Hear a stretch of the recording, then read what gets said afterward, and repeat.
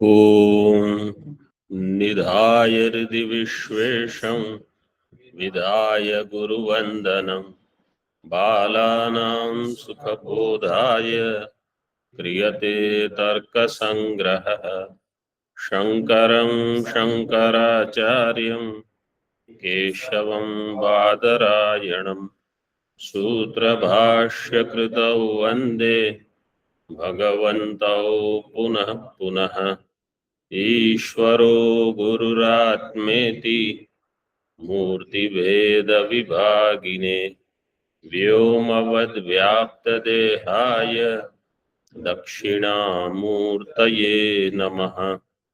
ओम शांति शांति शांति।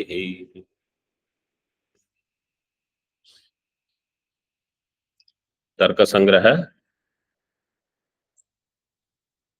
किरणावली में हम देख रहे थे व्यापार का लक्षण, पृष्ठ क्रमांक 3।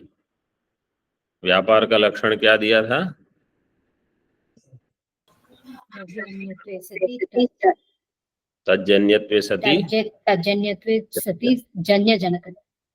तज्जन्य जनकत्वम। अन्नम भट्ट ने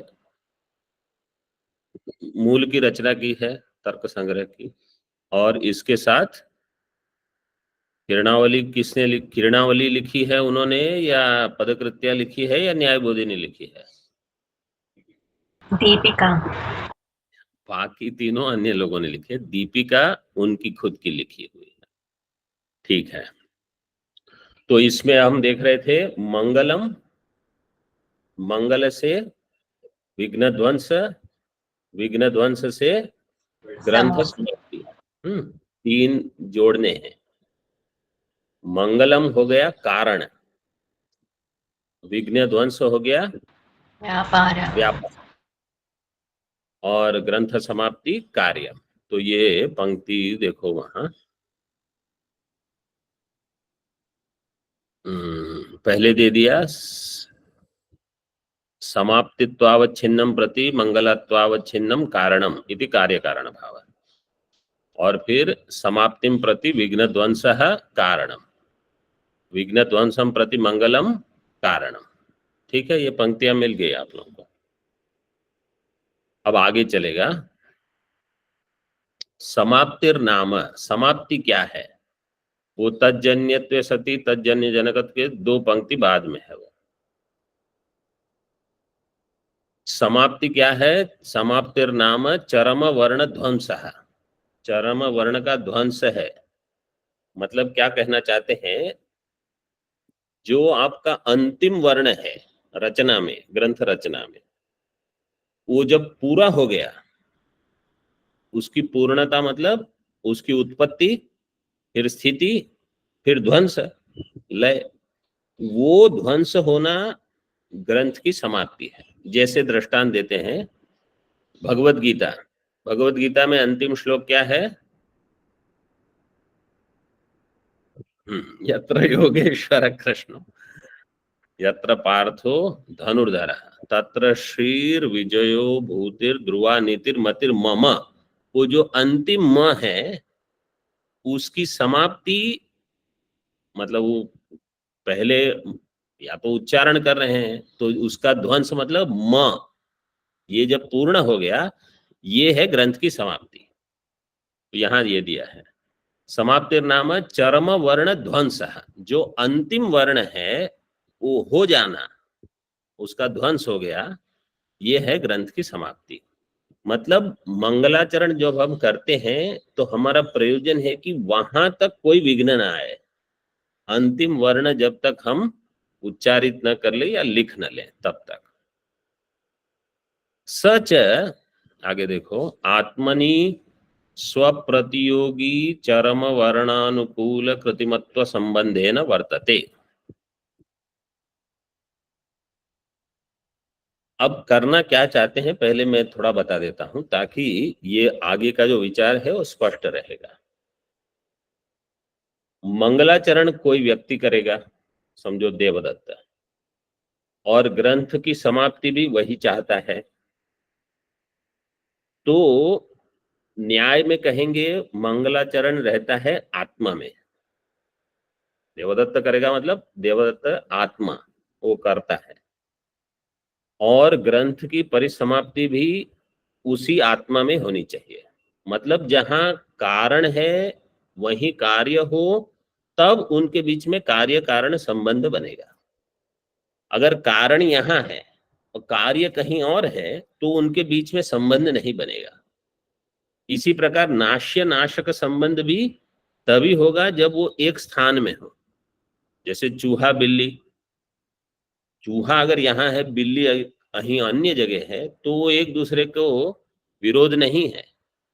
तो जहां दोनों साथ में रहेंगे तब विरोध होगा।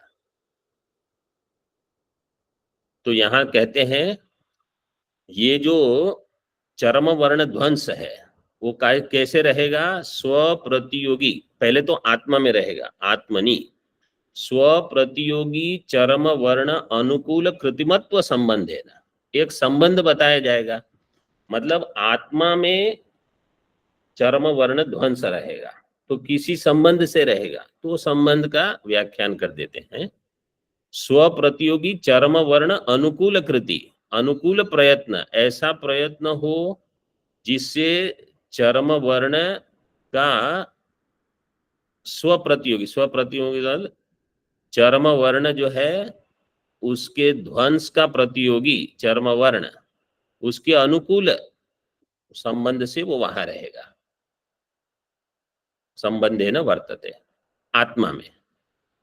मंगलम कहाँ रहेगा? वो भी आत्मा में रहेगा। मंगलम अत्र नमस्कार है, नमस्कारात्मक मंगलाचरण है। नमस्कार क्या है पहले वो बताते हैं। सच, स मतलब नमस्कार है, स्वापकर्ष बोधानुकूल व्यापार है एक, अथवा स्वावधिकोत्कर्षवत्तया ज्ञापनम वा, दो नमस्कार के लिए परिभाषा दी थी। स्वापकर्ष बोध अनुकूल व्यापार, अपना एक है अपकर्ष, एक है उत्कर्ष, तो दोनों प्रकार से परिभाषा कर दी।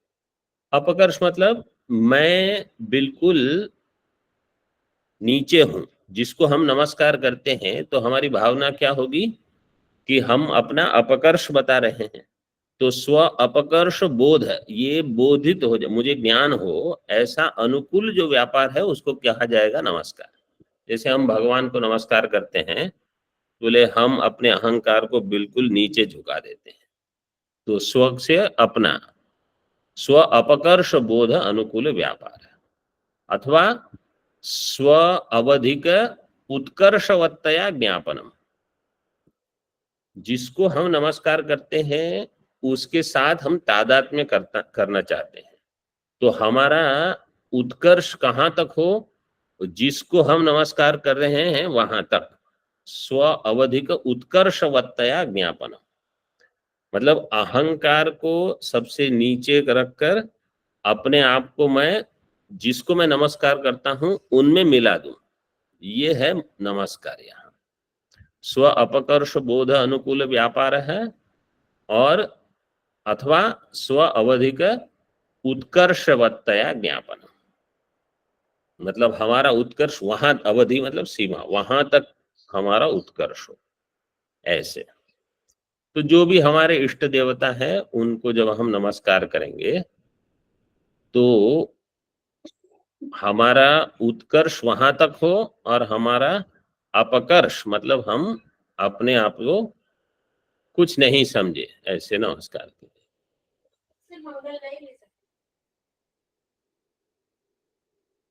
यहाँ स्वपद से मंगल ले सकते हो, स्वपद से अपने आप को भी ले सकते हो।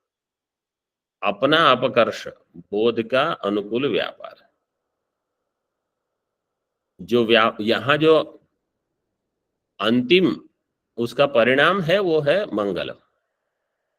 अपकर्ष बोध अनुकूल व्यापार जो होगा वो होगा मंगलम अथवा नमस्कार। ऐसा सच स्वानुकूल कृतिमत्व संबंधे न आत्मनि वर्तते, नमस्कार कहाँ रहेगा? आत्मा में, वो भी आत्मनि वर्तते। लेकिन वो कैसे रहेगा? स्व अनुकूल कृतिमत्व संबंधेन, मतलब ऐसा प्रयत्न वहां होगा जो नमस्कार अनुकूल होगा। स्व अनुकूल कृतिमत्व संबंधेन आत्मनि वर्तते, नमस्कार अनुकूल प्रयत्न, इस संबंध से वो आत्मा में रहेगा, कृतिमत्व संबंध। ये जितने संबंध बताए जाएंगे ऐसे वास्तव में तर्क शास्त्र में संयोग संबंध और समवाय संबंध, फिर स्वरूप संबंध मानते हैं। मुख्य तो ये दो का वर्णन करते हैं, एक स्वरूप संबंध, एक है तादात्म्य संबंध। स्वरूप संबंध मतलब अपने आप में ही है, वो अन्य नहीं है, इसलिए उसको स्वरूप संबंध माना। अन्य चीजों को भी ले सकते हो, अभाव को भी लेते हैं। अभाव कैसे रहेगा? अपने स्वरूप संबंध से रहेगा, ऐसे। और तादात्म्य संबंध मतलब किसी के साथ ऐक्य भाव करके, जिसको हम वेदांत में तो अध्यास कहते हैं, यहाँ तादात्म्य संबंध भी मानते हैं। मतलब वहां दो है ऐसा भान न हो, वो है तादात्म्य संबंध। तो ऐसे बाकी जितने ये संबंध है, स्वानुकूल कृतिमत्व संबंध, स्व प्रतियोगी चरम वर्ण अनुकूल, ये सारे संबंध कल्पित संबंध है। वास्तव में वहां कोई ऐसा संबंध नहीं है। और विषयता संबंध से रहेगा, विषयता संबंध से रहेगा, कारणता ये सारे संबंध जो है ये तो कल्पना के लिए है कि यहाँ ये है, आत्मा में ये नमस्कार है, आत्मा में ही ग्रंथ समाप्ति है, ऐसे। तो अभी इतना सिद्ध हो गया, आत्मा में ही चर्म वर्ण ध्वंस मतलब समाप्ति रहेगी, आत्मा में ही नमस्कार मंगलम भी रहेगा। तो मंगलम कारण है, ठीक है, और चरम वर्ण ध्वंस कार्य है। तो आत्मा में ही जब दोनों रहेंगे तो उनके बीच में कार्य कारण संबंध होगा, तब वो काम कर सकते हैं। मतलब मंगलाचरण देवदत्त करे और यज्ञदत्त ये चाहता है कि मेरे ग्रंथ की समाप्ति हो जाए, तो ये नहीं होगा। ये कहना प्रयोजन इतना है।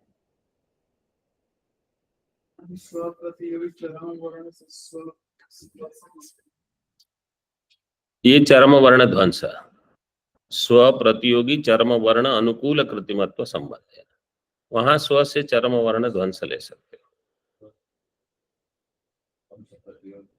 हाँ, मतलब ध्वंस का प्रतियोगी, लेकिन कौन सा ध्वंस? चरम वर्ण। तो अभी दोनों को साथ में कर दिए, अगली पंक्ति में दोनों को एक साथ लिखते हैं। तथा च स्व प्रतियोगी चरम वर्णानुकूल कृतिमत्व संबंधेन आत्मवृत्ति समाप्तिं प्रति स्वानुकूल कृतिमत्व संबंधेन नमस्कारात्मकम मंगलम कारणम इति। तो दो पहले अलग अलग वाक्य थे, उसको एक वाक्य कर दिया आप। इसमें छोटा वाक्य करना है तो केवल इतना देखना है, आत्मवृत्ति समाप्तिम प्रति नमस्कारात्मकम मंगलम कारणम, अथवा समाप्तिम प्रति मंगलम कारणम, समाप्ति के लिए मंगल कारण है। मंगल का स्वरूप क्या दिया? नमस्कारात्मकम, तो विशेषण बन गया। और समाप्ति कहाँ रहेगी? आत्मा में, तो इसके लिए कह दिया आत्मवृत्ति समाप्ति, आत्मवृत्ति समाप्तिम प्रति नमस्कारात्मक मंगलम कारणम। और आत्मवृत्ति मतलब आत्मा में रहेगी समाप्ति, किस संबंध से? तो कह दिया स्व प्रतियोगी चरम वर्ण अनुकूल कृतिमत्व संबंधे न, वो पहले जो बताया वही वापस दे दिया फिर से। ये वापस शब्द हिंदी में प्रयोग करते हैं, यहाँ की हिंदी में, बंबई में तो करते हैं। फिर से पुनः, ये ठीक है। और नमस्कारात्मकम मंगलम स्वानुकूल कृतिमत्व संबंध है ना, तो दोनों आत्मा में रह गए, ठीक है। इसलिए एवं अभी उसी पंक्ति को फिर से दे रहे हैं। स्वप्रतियोगी चरम वर्ण अनुकूल कृतिमत्व संबंधेन आत्मवृत्ति समाप्तिं प्रति विशेषणता संबंधेन आत्मवृत्ति विघ्न ध्वंसः कारणम्। स्वप्रतियोगी चरम वर्ण अनुकूल कृतिमत्व संबंधेन आत्मवृत्ति समाप्तिं प्रति, पूर्व में दिया स्वानुकूल कृतिमत्व संबंधेन मंगलम कारणम, और यहाँ विशेषणता संबंधेन आत्मवृत्ति विघ्न ध्वंस कारण। तो विघ्न ध्वंस भी होगा आत्मा में। आत्मा में ग्रंथ की परिसमाप्ति करनी है, ऐसे वो कैसे रहेगा? विशेषणता संबंधेन आत्मवृत्तिम समाप्तिम, आत्मवृत्ति समाप्तिम प्रति विशेषणता संबंध से विघ्न ध्वंस कारण हो जाएगा।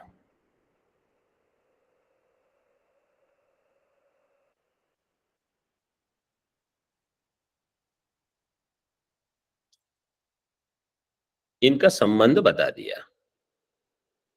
अब मूल में देखो, मतलब दीपिका में, मूल में मतलब दीपिका में पंक्ति में लिखा था चिकीर्षितस्य निर्विघ्न परिसमाप्त्यर्थम शिष्टाचार अनुमित श्रुति बोधित कर्तव्यताकम इष्ट देवता नमस्कार लक्षणम मंगलम शिष्य शिक्षार्थम निबद्धनं चिकीर्षितम ग्रंथादौ प्रतिजानीते।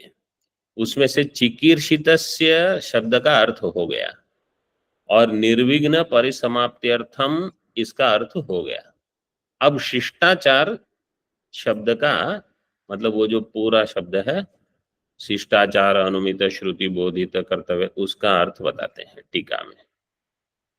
शिष्टाचारेण अनुमितया श्रुत्या बोधिता कर्तव्यता यस्य तत् इति विग्रह। शब्द क्या है? शिष्टाचार अनुमित श्रुति बोधित कर्तव्यताकम। तो पहले शिष्टाचार और अनुमित, इसके बीच में क्या समास किया?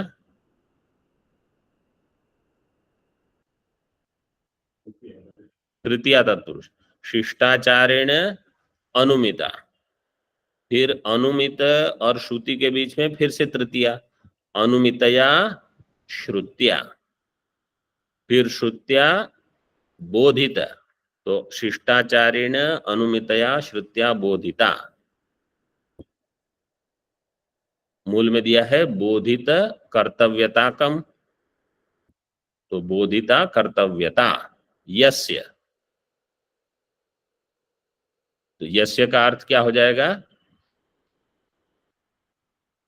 शिष्टाचारे शिष्टाचार अनुमित श्रुति बोधित कर्तव्यता, कर्तव्यता का, यहां तक हो गया कर्तव्यताकम। तो मूल में मतलब दीपिका में यहां तक दिया है यस्य तत् इति विग्रह।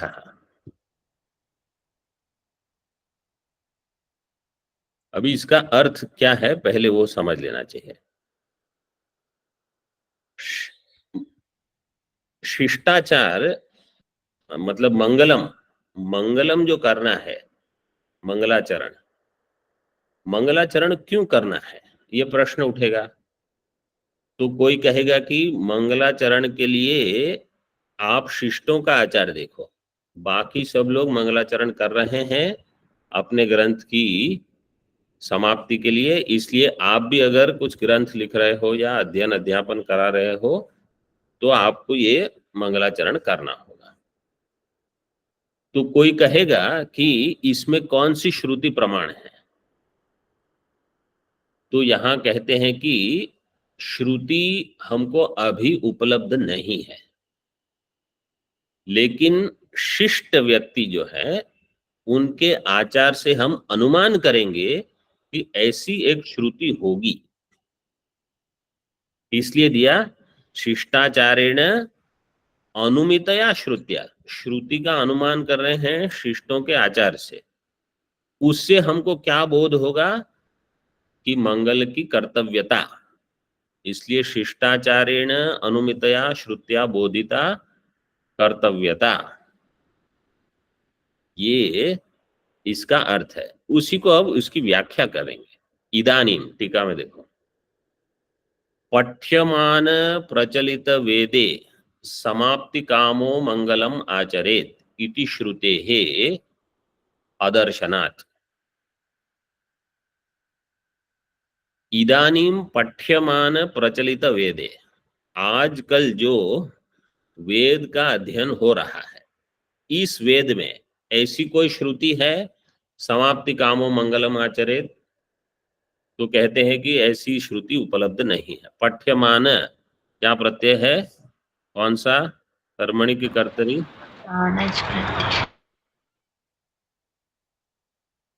कर्मणि शानच, क्योंकि वेद के लिए है। पठ्यमाने वेदे, पठ्यमान प्रचलित वेदे, ऐसे।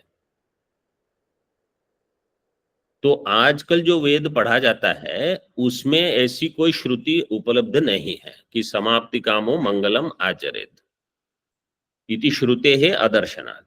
फिर शिष्टाचारेण अनुमिता भवति,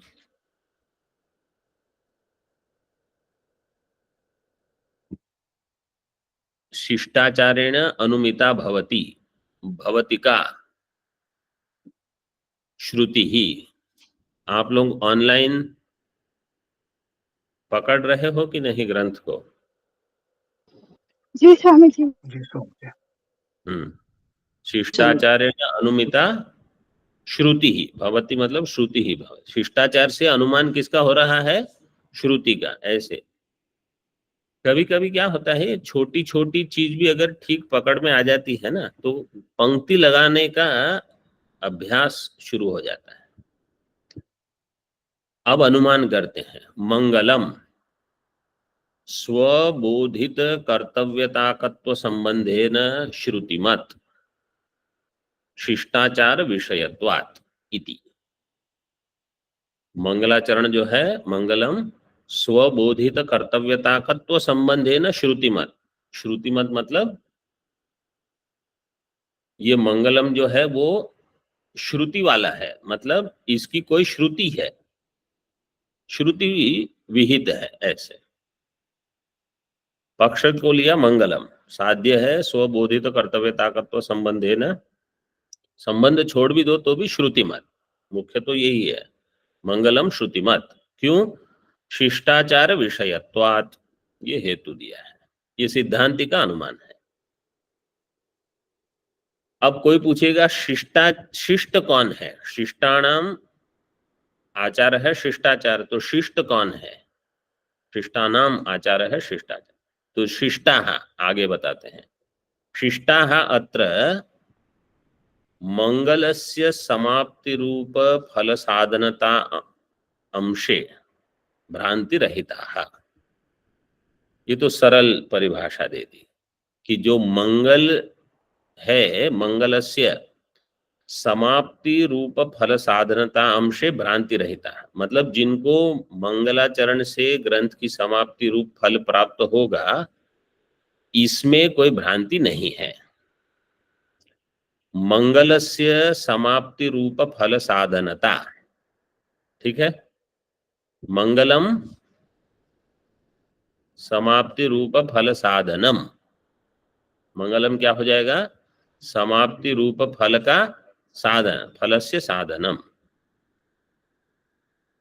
इस अंश में उनको कोई भ्रांति, अन्य भ्रांति हो सकती है कि आत्मा क्या है, जगत सत्य है कि मिथ्या है, ये आत्मा एक है अनेक, वो तो बहुत सारे विषय हैं, लेकिन इस अंश में उनको भ्रांति नहीं है। कहने का प्रयोजन ये है।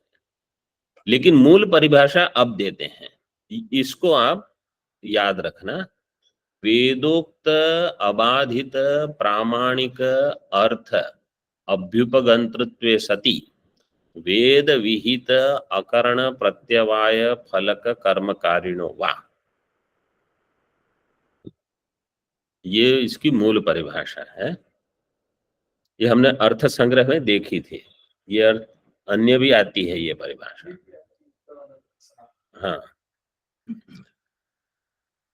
वेदोक्त अबाधित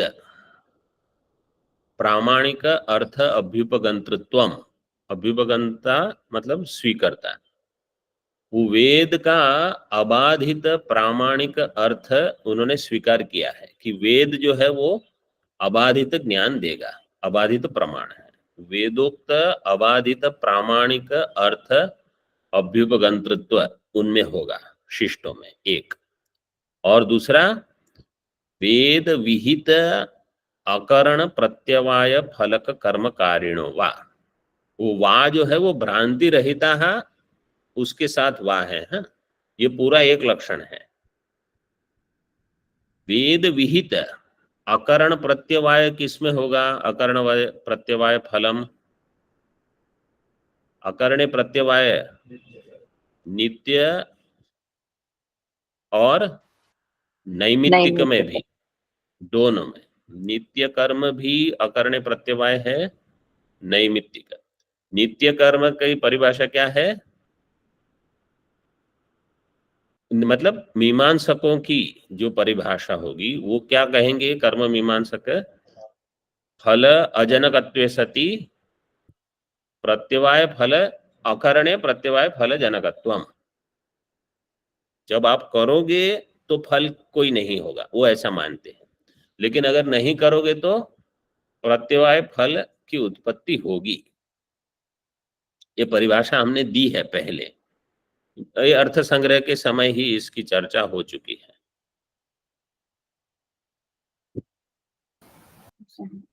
इसको लिखना है तो लिख लीजिए, अनुष्ठान फलाजनकत्वे सति अननुष्ठाने प्रत्यवाय जनकत्वम। अनुष्ठाने फलाजनकत्वे सति अननुष्ठाने प्रत्यवाय जनकत्वम। और नैमित्तिक कर्म की अनुष्ठाने फल विशेष जनकत्वे सति अननुष्ठाने प्रत्यवायः जनकत्वम। प्रत्यवाय जनकत्वम एक शब्द, विसर्ग नहीं बीच में। अनुष्ठाने फल विशेष जनकत्व, मतलब क्योंकि नैमित्तिक कर्म कुछ विशेष फल देगा, लेकिन नहीं करने पर वो भी प्रत्यवाय का जनक है। तो दोनों प्रत्यवाय के जनक हैं मीमांसकों के मत में। अब देखिए इसकी टीका। तो वेद विहित अकर्ण प्रत्यवाय फलक, अकर्ण प्रत्यवाय फलक हो जाएगा नित्य नैमित्तिक दोनों, ठीक है। तो फलक कर्म कारिणः, मतलब जो वेद विहित नित्य और नैमित्तिक कर्म करते हैं, दोनों लक्षण शिष्टों में घटेगा। पहला क्या है? वेदोक्त अबाधित प्रामाणिक अर्थ को स्वीकार करते हैं। वेद मतलब प्रमाण है और अबाधित प्रमाण है एक। और दूसरा, वेद विहित नित्य नैमित्तिक कर्म वो करते हैं। जो ऐसे हैं उनको कहा जाएंगे शिष्ट, शिष्ट व्यक्ति, शिष्ट पुरुष। और उनका जो आचार होगा उसको कहा जाएगा शिष्टाचार है। देखो आगे दिया है, तेषाम आचार कृति ही तद विषयत्वात्। तेषाम शिष्टानाम आचार कृति ही, मतलब उनका जो प्रयत्न है, तद विषयत्वात्।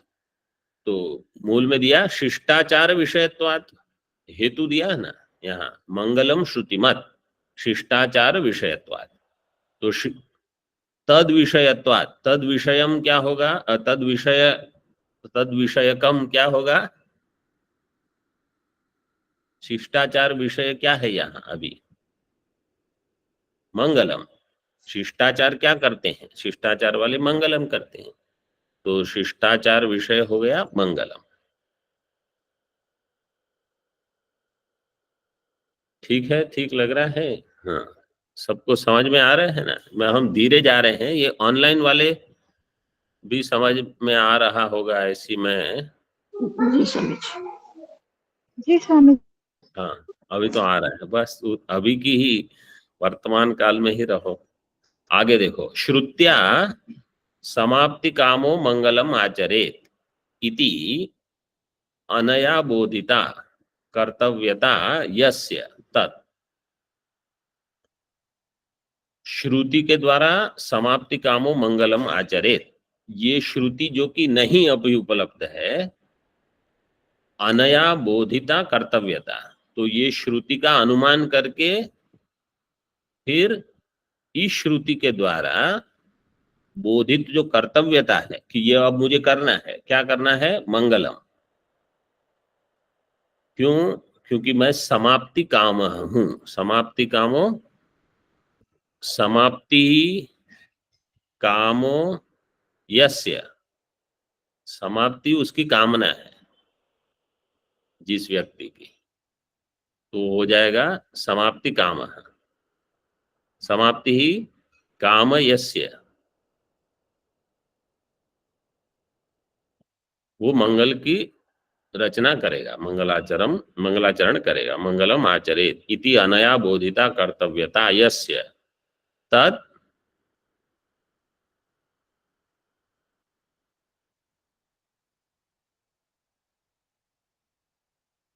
शिष्टाचार अनुमित श्रुति बोधित कर्तव्यता। यहां तक हो गया। ओम पूर्णमदः पूर्णमिदं पूर्णात् पूर्णमुदच्यते पूर्णस्य पूर्णमादाय पूर्णमेवावशिष्यते। ओम शांति शांति शांति।